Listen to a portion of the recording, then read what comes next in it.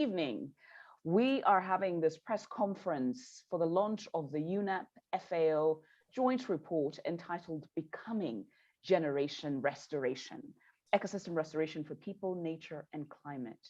I'm very excited to be your moderator today, members of the press, and we have amazing experts who are here with us today, and we're going to go through the run of show, and there'll be a presentation on this report. So why generation restoration? As you can imagine, 2 years ago, something fantastic happened. We had the UN General Assembly resolution come through for this UN Decade on Ecosystem Restoration. So before I actually begin to delve into the depths of that, I'd like to just mention a few house rules to the members of the press that we are obviously recording this session. And please feel free to share any of your questions in the Q&A function in this Zoom segment with your name and affiliation. So continuing, we are very much aware that we really have taken advantage of this planet. 1.6 times of the resources, the gifts that this planet gives, we've used over and over that. So we'll be hearing very shortly from Dr. Barney Dixon, one of the lead authors of this report, to really unpack to us and give us some of the main findings of this Becoming Generation Restoration and why this restoration agenda matters and why this movement is so important for the rest of the world. So without further ado, I'd like to call on Dr. Barney Dixon, if he can present his findings and just really tell us about this report, why it matters, and why each one of us has a role to play in this generation restoration. Over to you. Thank you, Ms. Sonda. Can you see the presentation? You're nodding, so that's great. Hello, everybody. Good morning, good afternoon, good evening. It is my pleasure to provide you with a summary of the main findings of this report. Becoming Generation Restoration, Ecosystem Restoration for People, Nature and Climate.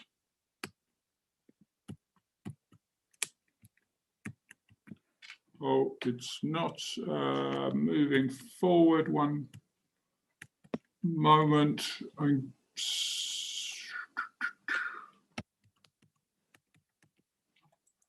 don't know why my slides are not moving. I'm going to stop sharing for a moment, if you will allow me to do that, and then reshare again. Are we seeing it now? Yes, yes.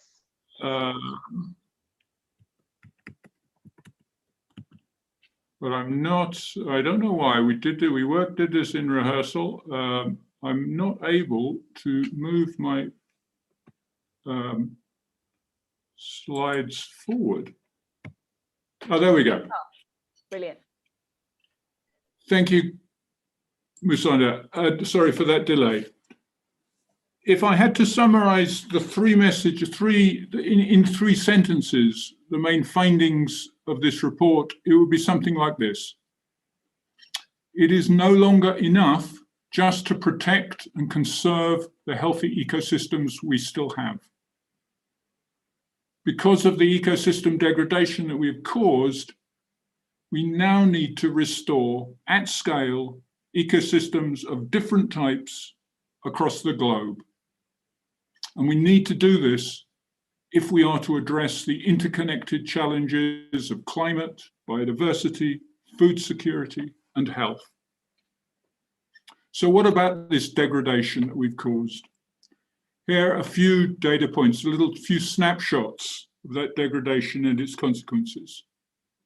Since 1990, we've converted 420 million hectares of forest to other land uses. 20% of our croplands show stressed or declining productivity. Degradation could reduce global food productivity by 12%.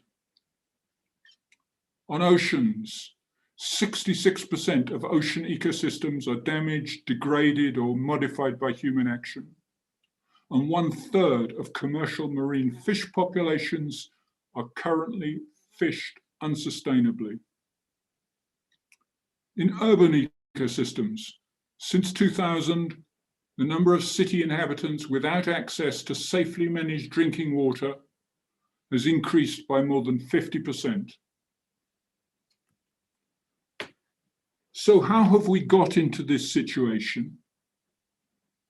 This little graph gives a clue to that.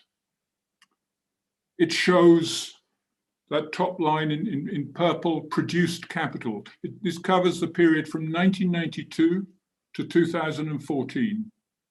In that period, produced capital, that's all those things like buildings, factories, machines, transport systems, infrastructure, all those things we use every day. Produced capital doubled in that period, went up by 100%. Human capital also increased, it's education and health. Natural capital, which includes agricultural systems, forests, fisheries, that in the same period declined by 40%. And that decline in natural capital and that increase, doubling of produced capital, those two facts are connected. The increase in produced capital was possible to a significant degree because of our use and overuse and misuse of natural capital.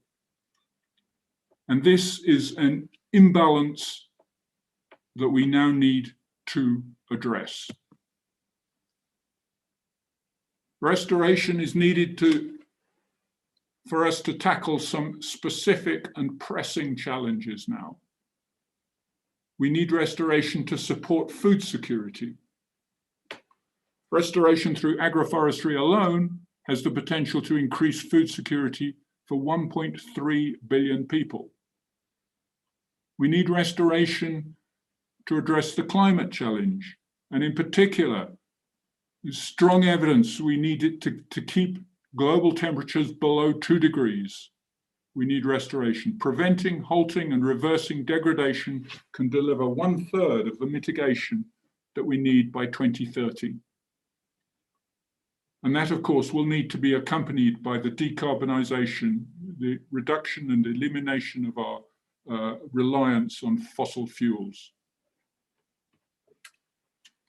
On biodiversity, through the carefully planned restoration in the right place, in the right way, of 15% of converted lands, while also stopping further conversion of natural ecosystems, through those measures, we can avoid 60% of expected species extinctions. Restoration is not a totally simple or straightforward challenge. We've learned a lot over the last 20 years about the science of restoration, the techniques of restoration, but restoration is also going to require deeper changes in our societies. This is why this report is calling for the adoption of inclusive wealth, which includes green capital, doesn't exclude it, as a more accurate measure of economic progress. And not just that we adopt it as a measure, but we ensure that that then informs all government decision-making and policy-making.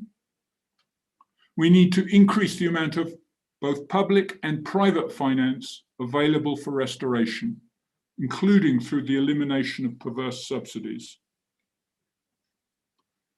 And more broadly, we need to expand awareness of the importance of healthy ecosystems and the benefits they deliver through our informal and formal educational systems. And for all that, we need a global movement. It is going to take a concerted effort to restore the planet. And the UN Decade on Ecosystem Restoration, led by UNEP and FAO, aims to catalyse a global movement amongst local communities and activists, women, youth, indigenous groups, private companies, financial investors, researchers, and governments at all levels.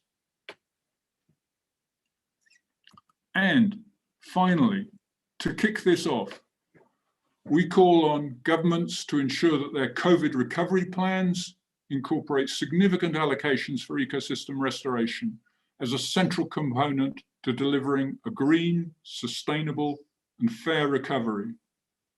In a recent study commissioned by UNEP, it found that only 18% of existing recovery plans, that's less than 20% of existing plans, can reasonably be described as green. That needs to change. It isn't perhaps as well known as it ought to be that countries have already committed under the Rio Conventions, that is the Climate Convention, the Desertification Convention, and the Biodiversity Convention, together with the Bonn Challenge, they have already committed to restore 1 billion hectares of land. We need countries to deliver on those commitments by 2030. And that part only covers land, terrestrial ecosystems. Our third big call is to donors and organizations working on coastal and marine restoration to deliver something similar, and ambitious restoration goals equivalent at least to the Bonn Challenge. And that ends my summary of the report. Back to you, Ms. Sonda. Thank you. Thank you very much, Barney. My goodness, those findings, this is really incredibly impressive. We need deep changes, deep societal changes. If this pandemic has not been a wake-up call for society, our fractured relationship with nature, very clearly evident in that report.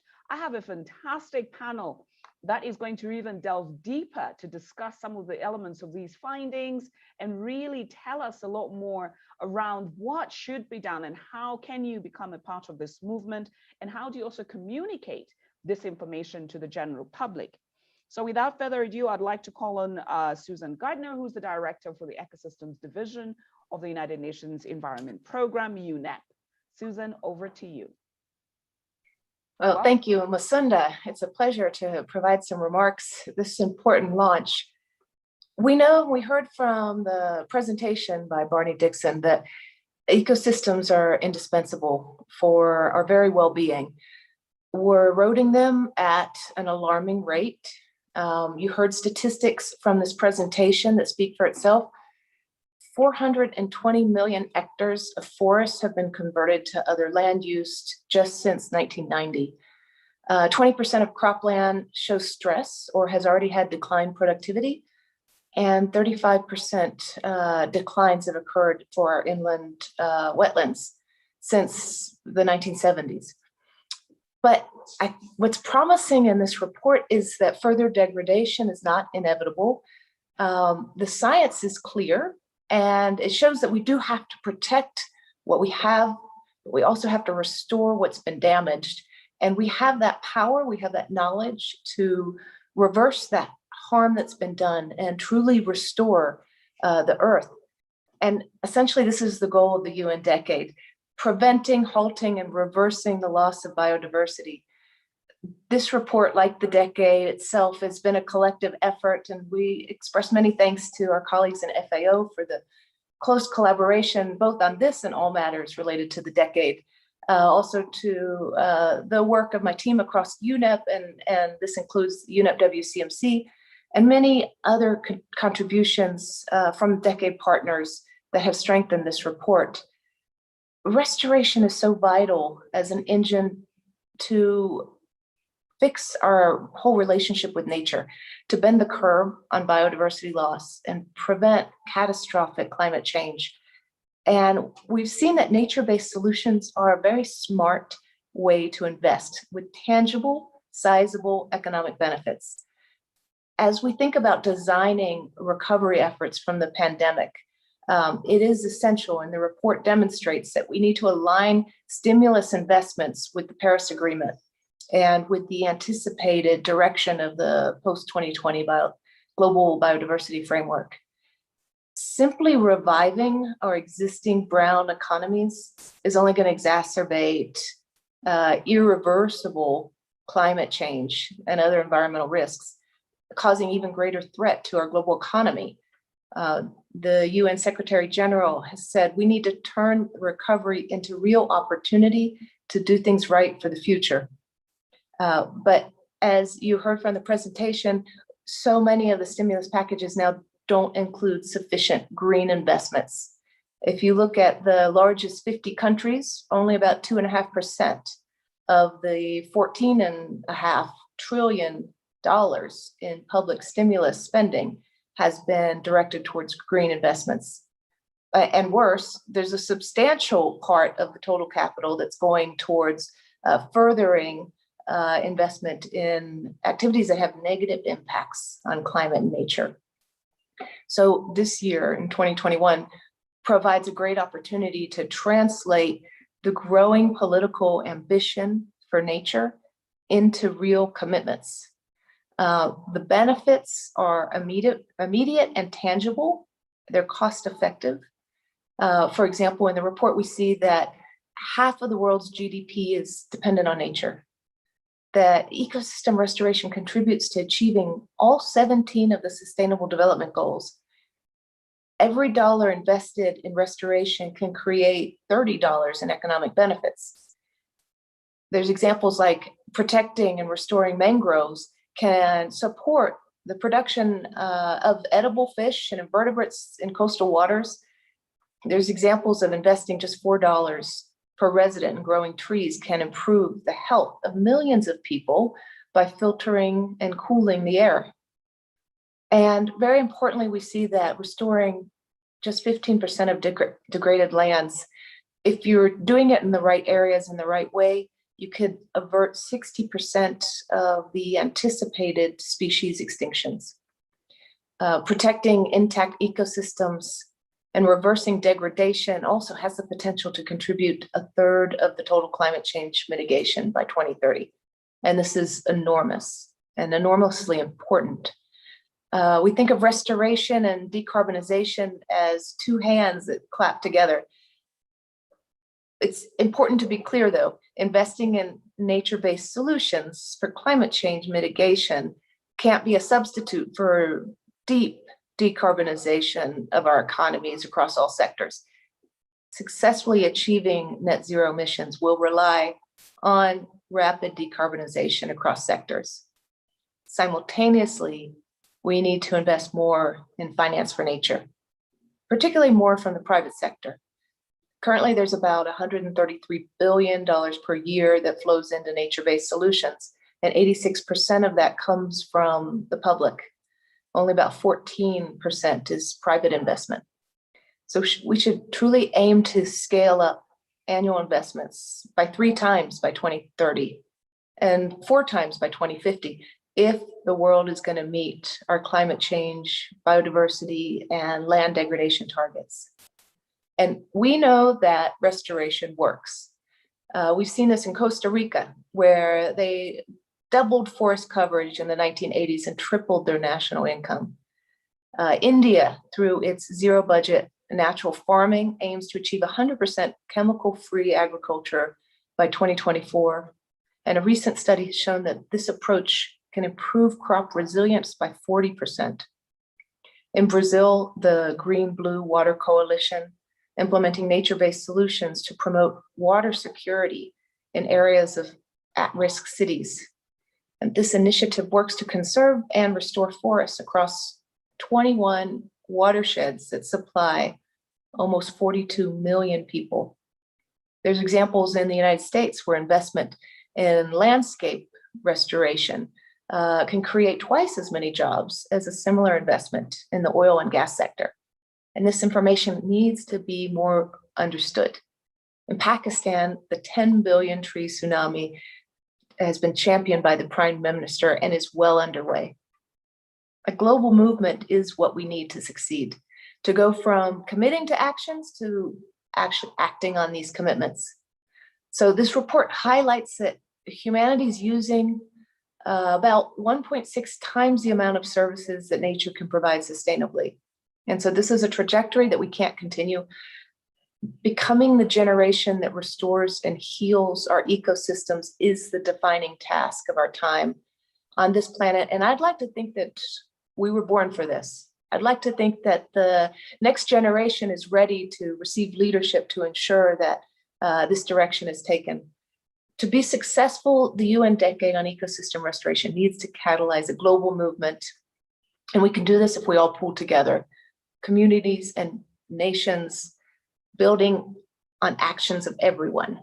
So there's individuals, youth, indigenous people, land users, businesses, investors, politicians, international organizations. The beauty of restoration is that it conveys a message of action and hope, and it can be done at any scale. So if that's a backyard plot, a local city park, a river valley, a national forest, or a globally threatened ecosystem, everyone has a role to play. Thank you. Thank you very much, Susan. You really end on a fantastic note. The role and importance of action and hope.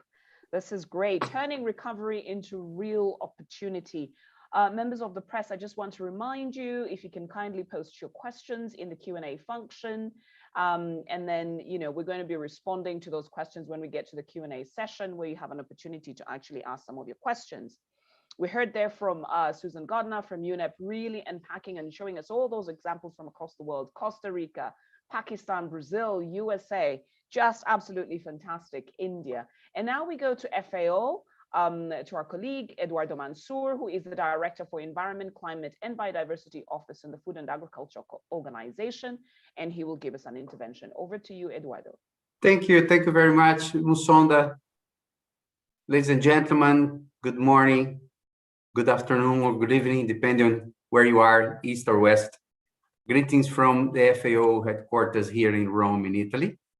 As well said by Susan, who put a very good frame on this, the report that we are tabling today, the Becoming Generation Restoration, Ecosystem Restoration for People, Nature, and Climate, shows exactly that restoration of ecosystems respond to the three pillars of sustainable development: the environmental pillar, the economic, and the social pillars.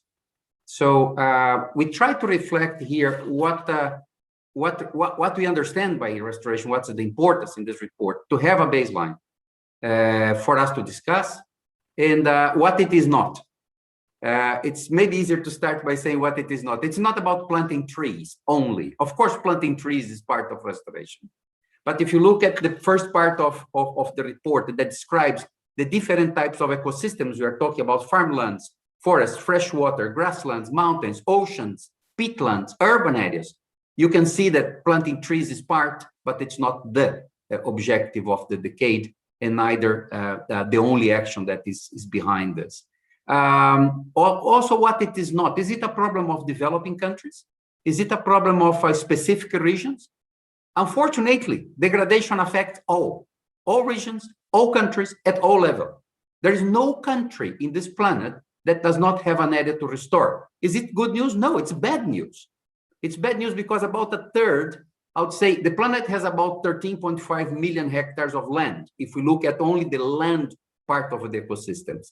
And our assessment is that at least 1/3, 33% of the planet's land are in certain degrees of degradation. So you see that the 1 billion target is not a shy target, because we have to be bold, as we are losing the ground for the degradation because of the impact of economic activities or social unrest or problems that are raised that make people not develop in harmony with nature.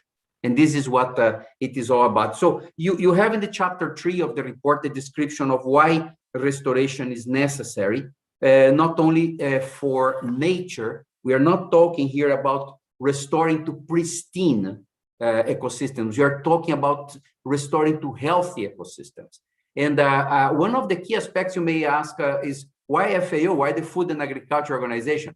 Because productivity is being lost due to degradation, due to unsustainable agriculture, livestock, fisheries, and forestry practices. But sustainable practices on food production, on forest production, on fisheries production, on livestock production can help establish these healthy ecosystems by stop degradation, by halting degradation, by preventing degradation, and by restoration. Now, the point I would like to make to you is also on the entry points. You heard from Susan our motto. Yeah, we have to move from committing to act for acting on the commitments. The commitments are there. The decade is an opportunity for us. When the United Nations have an observance like the World Environment Day now on 5 of June, or the World Food Day on 16 October, it's to raise awareness on the celebration of this day. When we have an year like this year, 2021, is the International Year of Plants and Vegetables, is to raise the importance of plants and vegetables for our nutrition, fruits and vegetables, sorry. Fruits and vegetables for our nutrition. Of course, they're all plants. Fruits and vegetables for our nutrition.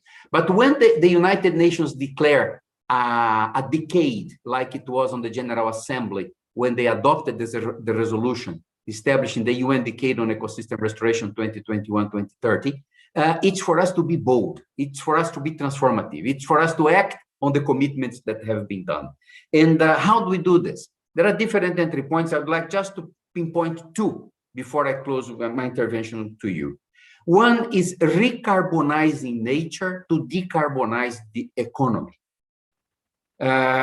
Nature is the beautiful and cheapest way of storing carbon, of bringing carbon that's too much in the atmosphere, of keeping it stored in our forests above ground, in the vegetation above ground, and in the soils.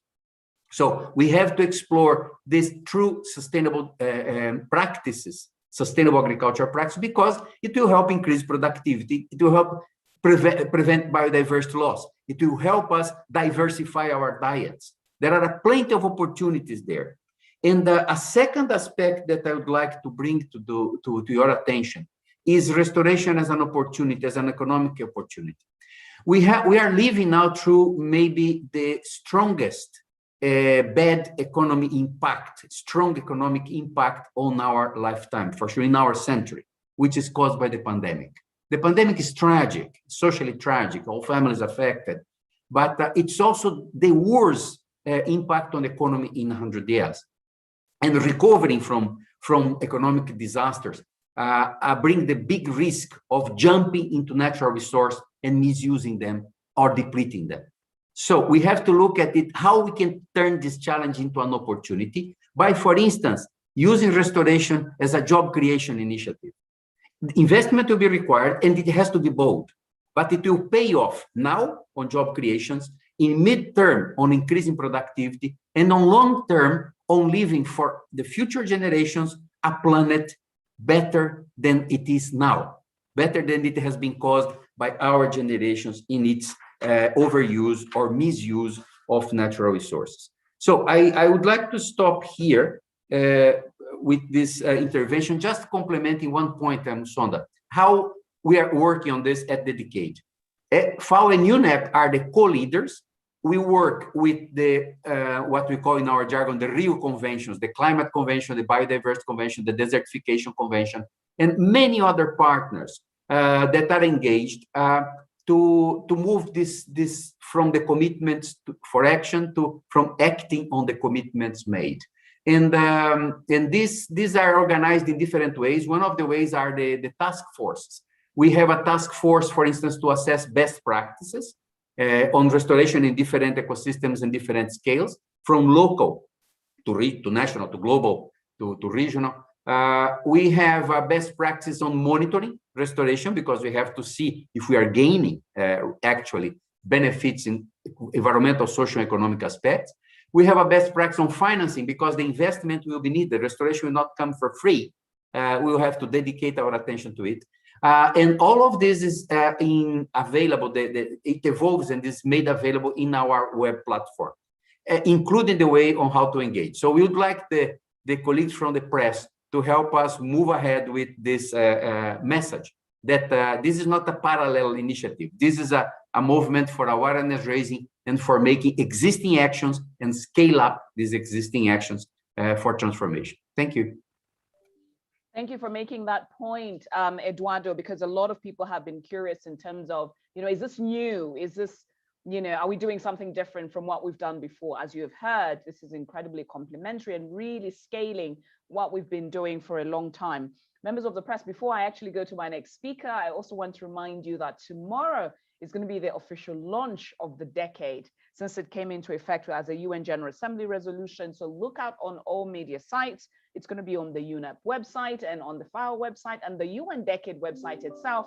You will see a lot of events happening around the decade. And then on Saturday, because Pakistan is the host for the World Environment Day, which falls on the 5th of June, they're going to be hosting an event in Pakistan. And we're so excited as a collaborating partner ourselves at UNDP to really be part of this movement as a collaborating partner of the decade. Now I go to Luke Nakaja, who is a reporter, one of the lead authors to this, and also part of the report steering committee, to really give us an intervention on why he thinks this becoming generation restoration is so critical for everyone. Over to you, Luke. You're muted.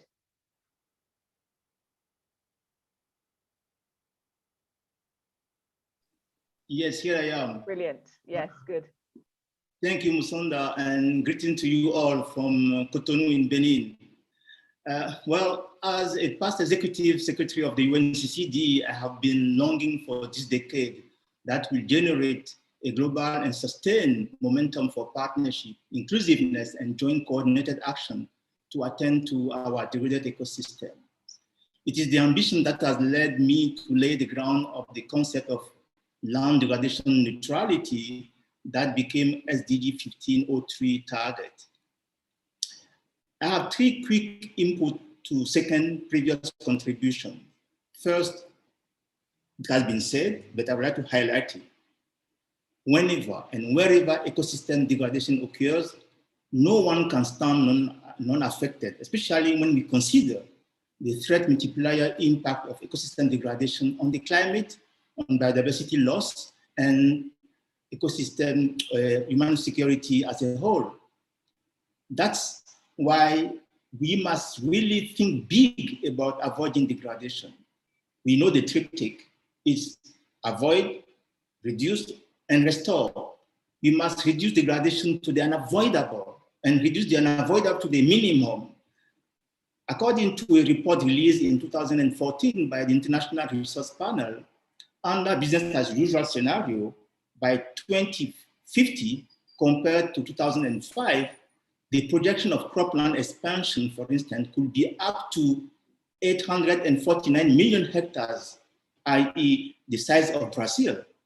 We can't afford to continue clearing natural ecosystem for cropland expansion.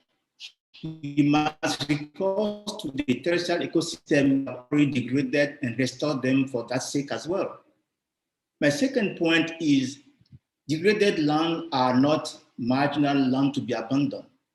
They should be viewed as underperforming assets awaiting investment in order to thrive again. Therefore, scientists and policymakers should stop labeling degraded land as marginal, because by so doing, they disenfranchise the people whose livelihood depend on those lands, and also indicate that these ecosystems are not suitable for restorative investment. And my third and last point will be about Africa and ecosystem restoration. Ecosystem restoration is essential for the transformation of the continent. Among those at risk of being left behind are the people whose livelihood depend on degraded ecosystems, especially in Africa.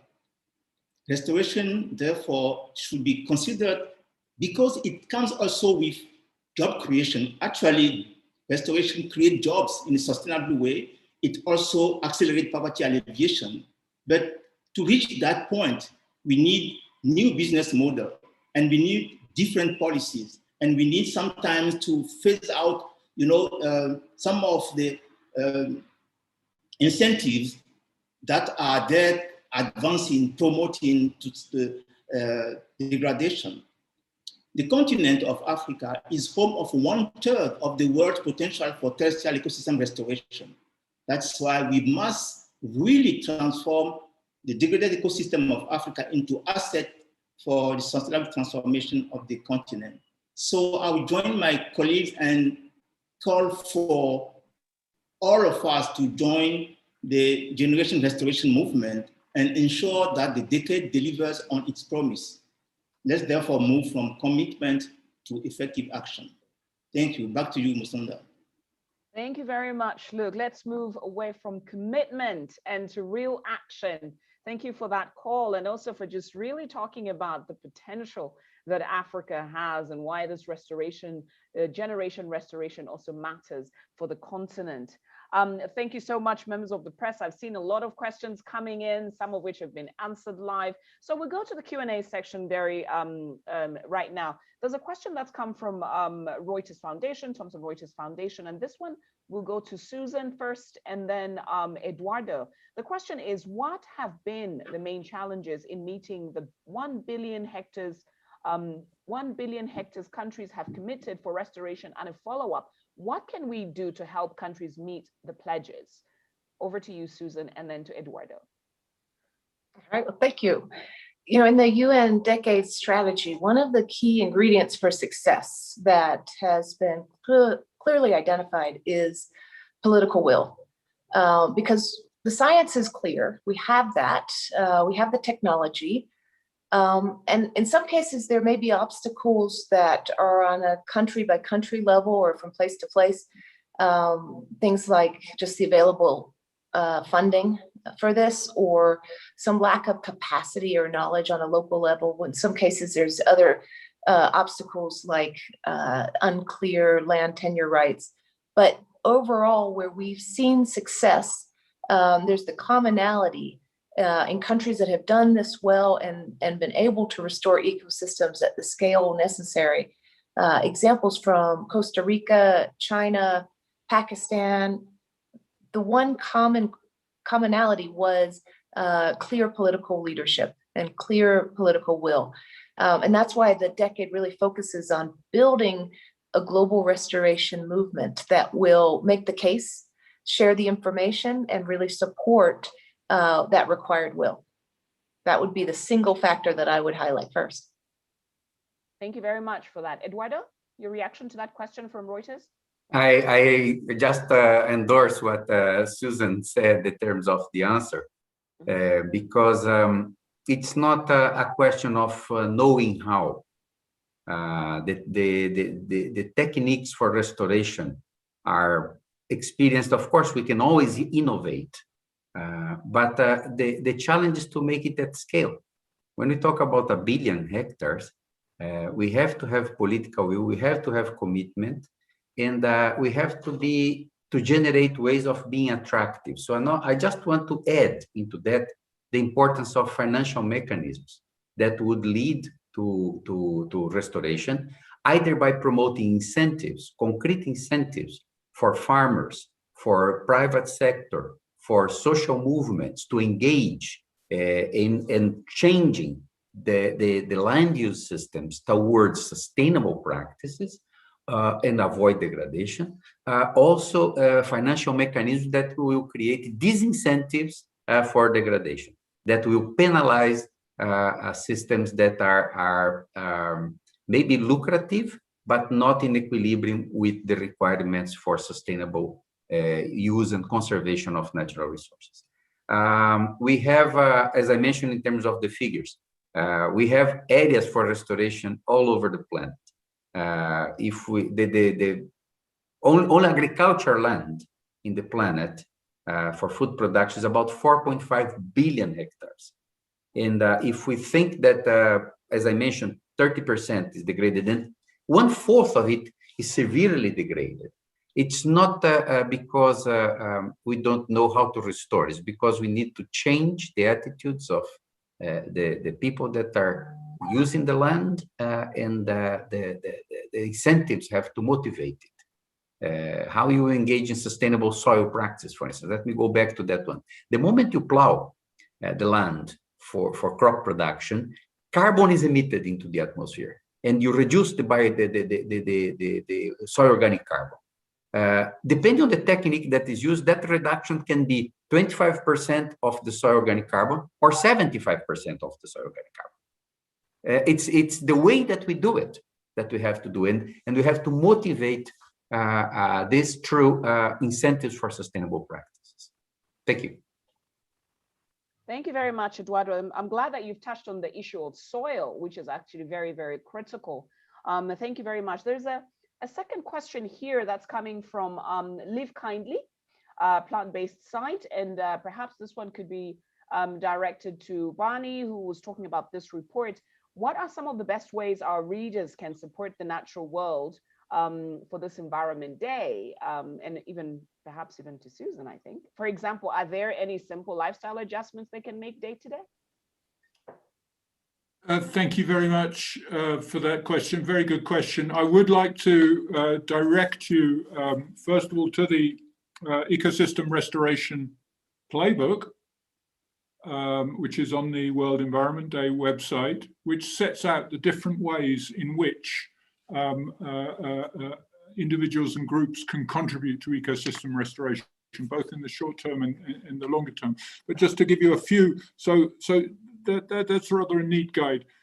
Just a few things, I mean, which you will find in there, immediate actions you could take in the next day or two, perhaps. Volunteering for an existing restoration effort in your locality.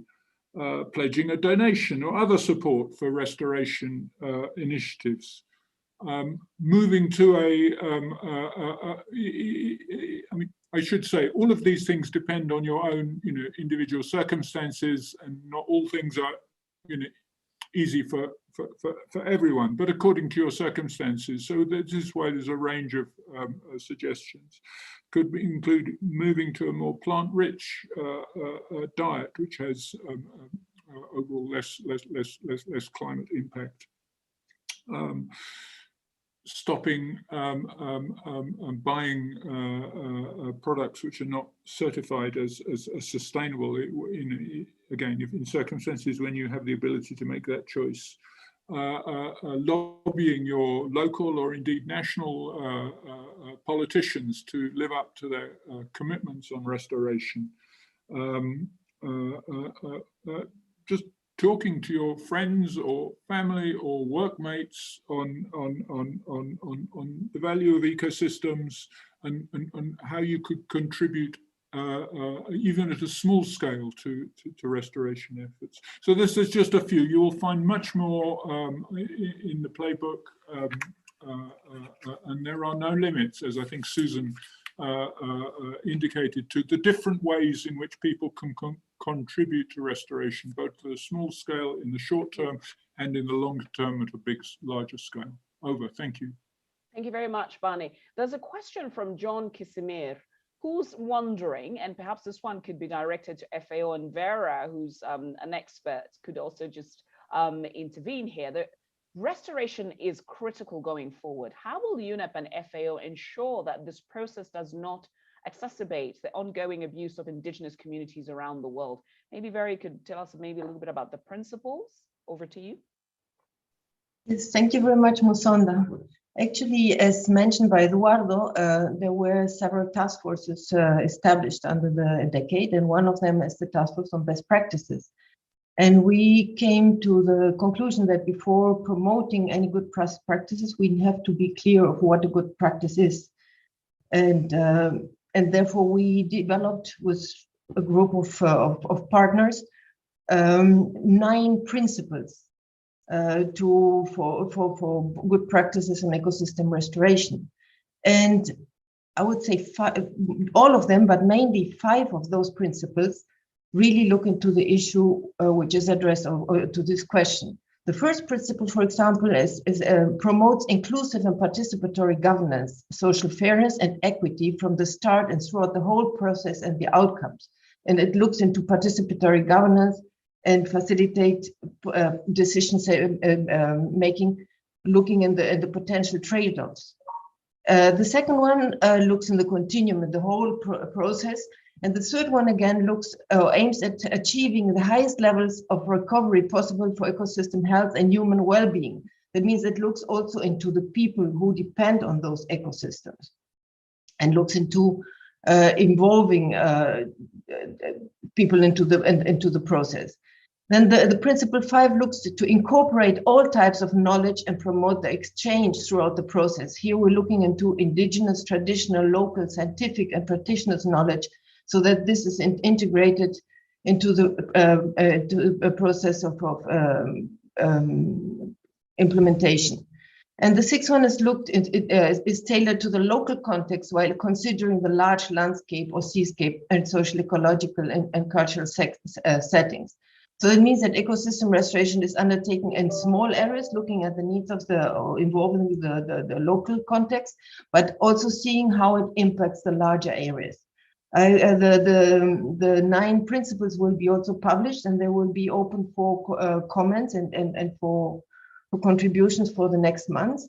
So that's also, we'll hope that also indigenous people will contribute to these 9 principles and put into their considerations, so that we make sure that they are also involved in developing this principle. So I think these principles are the base for what we're doing, and it was very important for us to take into consideration indigenous peoples and make sure that we don't destroy further land of indigenous peoples. Mm-hmm. No, thank you very much for that intervention, Vera. Incredibly helpful. There's a question here from Adedze Ojukwu, who is the editor for Sunday Times. I think it's in Nigeria, it's a Nigerian paper, and a Hubert Humphrey Fellow. He's wondering, and this question I can direct to Barney. He's curious, what specific plans do UNEP and FAO executives have over environmental crisis in Nigeria? And I feel that this question is actually quite general, because it talks about conflict. It talks about the challenges of rural communities in southern Nigeria, even though, in northern Nigeria, southern and northern Nigeria, and sort of this intersectionality of these challenges of water shrinkage, deforestation, desertification, depletion of natural resources, destruction of crops, and land struggles. Any insight to that? Thank you, Ms. Sunda, and thank you to the colleague from Nigeria, I think, for that question. I think maybe first of all, it's good to state, the role of UNEP and FAO in this decade. It is not going, this decade, if it is successful as we hope and indeed intend and expect it to be, it is not that will not be because FAO and UNEP have themselves restored the planet. We have the responsibility, the 2 UN organizations working closely with the Rio Conventions have the responsibility for leading this process, but it is a process and a movement, as we call it, that requires multiple partners, multiple actors at all levels. So, you are not going to see FAO or UNEP flying in to solve all your ecosystem degradation problems and associated challenges. It is going to require, a whole of society approach. So, but particularly to emphasize what is the kind of support that you can expect from FAO and UNEP. I think we have overall responsibility. We will be offering, certainly as has been mentioned, technical support of various kinds. I think the principles of ecosystem restoration, which Vera has just been discussing, are very relevant to the questions raised about the Nigerian situation, but also work on how do we financing models for restoration. We're also convening a lot of partners on issues which you haven't discussed much on this call so far, about how do we monitor and assess progress on and on other issues. And the other really big thing where UNEP has a particular role is on issues around communication and education and raising awareness about restoration. And we will be playing a big role there in ensuring through our digital hub. I've already mentioned the ecosystem restoration playbook, which is available. We're establishing a digital hub which will list all our partners, as well as concrete examples of restoration activities around the world at different types, at different scales. So I think that this is this kind of sort of framework moving forward and catalytic role that UNEP and FAO will be playing. But indeed, for complex problems that will require partners to collaborate closely together. Thank you. Thank you very much, Barney. There's a question from David Thorpe for the Fifth Estate in Australia. And this is a question for you, Eduardo. And he's wondering, environmentalists used to call for an end to economic growth because it was unsustainable. You now seem to be saying the economic growth is needed and can be attained by improving nature. Is this correct? Yes, we have to change. Thank you very much, David, and thank you for passing it. I tried to put a text also for the colleagues in the chat box, but we cannot dissociate the economic development from the environmental and social development. They cannot come separate. They cannot conflict with each other. If you look at the basis of the theory of change of the decade, is bringing back harmony between people and nature. And this harmony does not mean that people not provide for its means and the development will not come. Susan made the case of Costa Rica very clear. There is also a question, what are the other examples? There are plenty. I mean, the combination of green and gray infrastructure, for instance, that we have in the water sector, preserving water springs for supplying fresh, clean water. Forests do not produce water. Water is not produced anymore. The amount of water in the planet is the same, doesn't vary, but it can be clean or dirty. And if we have the conservation of the areas where we collect the water for the different uses, being it in agriculture, in human consumption, in industrial consumption, or for energy, we'll have clean, safe water and abundant water. And we know that water scarcity is one of the biggest problems we have now. And is it localized for small water springs? I mean, the city of New York is supplied by water springs that are preserved, and forests are the cleaner of the water and the provider of the fresh, clean water for a city as big as New York. So the combination of these solutions that is also called nature-based solutions, or how to call it in the UN Food System, they have a very nice term. They call it positive nature actions. They transform the way we do things from unsustainable to sustainable practices. And it starts with everyone. Let's try to eliminate single-use plastic. They are bad for the environment. They help degrade the environment. It's complicated to clean when they are already there. All the plastic that you see floating in the ocean, they are generated on land. So we have to address this point. How we can economically find a way to find replacements for single-use plastic that will generate benefits, economic, social, and environmental benefits. And that's the way that I see the economic development. We should never see it as a confrontation. It's not going to take us anywhere. Well, thank you very much. Nature positive economies, that's what we need. Thank you very much for that point. There is another question here that I saw that came from, thank you, Adzeke, for acknowledging. Yes, your question has been answered. And I think this question might go to Susan. Nicholas Kamut with Geneva Solutions is wondering, the report clearly highlights that investing in the restoration of ecosystems pays off, notably the example from Costa Rica, which you gave, and ecotourism. What are some other examples of economic activities which can take place on restored ecosystems?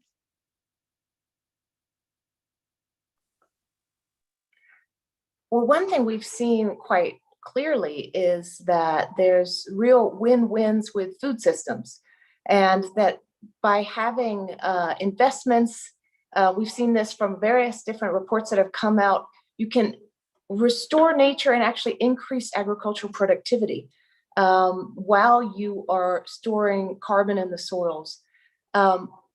There's been increased in food security for over 1 billion people as a potential to increase just having more biodiversity on your farms.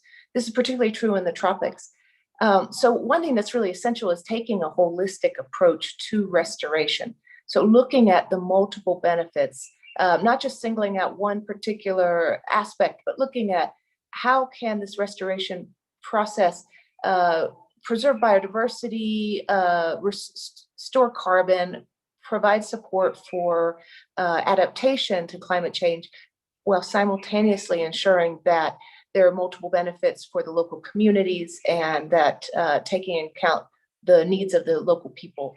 So that's just one concrete example where we have a lot of good models that we can follow where this can be very successful. Great. No, thank you. Luke, any thoughts on that question about some examples of economic activities that can take place on restored ecosystems?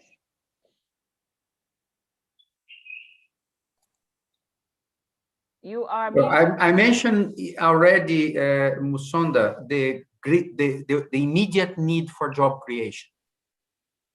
And if we engage on restoration, link it in peri-urban areas, in urban areas, in the importance of engaging youth groups for healthy ecosystems, we bring this idea that the response to the pandemic or the recovery from the pandemic has to be green. What does it mean? Which type of action does it mean?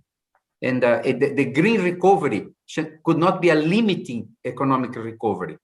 It should be a motivational recovery, like the recarbonization practice that have to be compensated, like the protection, the restoration for biodiversity, the diversification of our agro-food systems. These are the way to go. Okay, great. And some last thoughts, Luke? Yes, just to mean that if we really want to change the economy that is advancing degradation, we need first step to understand why degradation is occurring and where and how and who are the people benefiting from it. And it is only then that we can bring all those stakeholders, including those who are suffering from it, to understand what are the potential for restoration, where and how, and what could be the benefit that will accrue from the restoration, and how you can build, then you can build an understanding for change and for a transition for change. And that will be an economy for it. If we don't proceed one-time initiative, that will not last.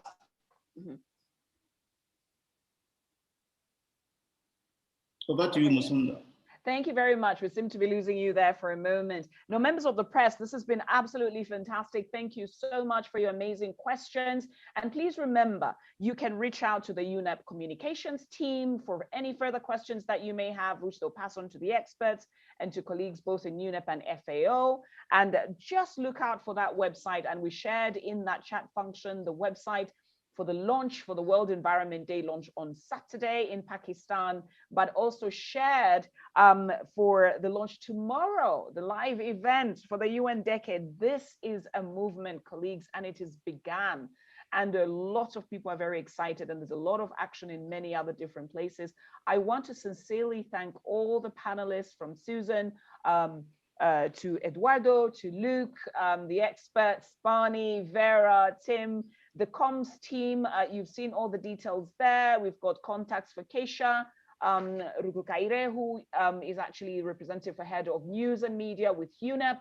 We've got Peter Maya in FAO Media Relations. Their number and email are in the box chat function there, if you can take up. And thank you so much. We're already seeing on all the social media sites, there's a piece already by The Guardian, very excited. Please share widely, because we have to become that generation restoration. And on that note, I just want to thank you for listening in, for tuning in, and for your valuable questions that are so important. And please share the questions further with Keisha. And do not forget the hashtag Generation Restoration. Thank you, everyone, and be safe and have a lovely day.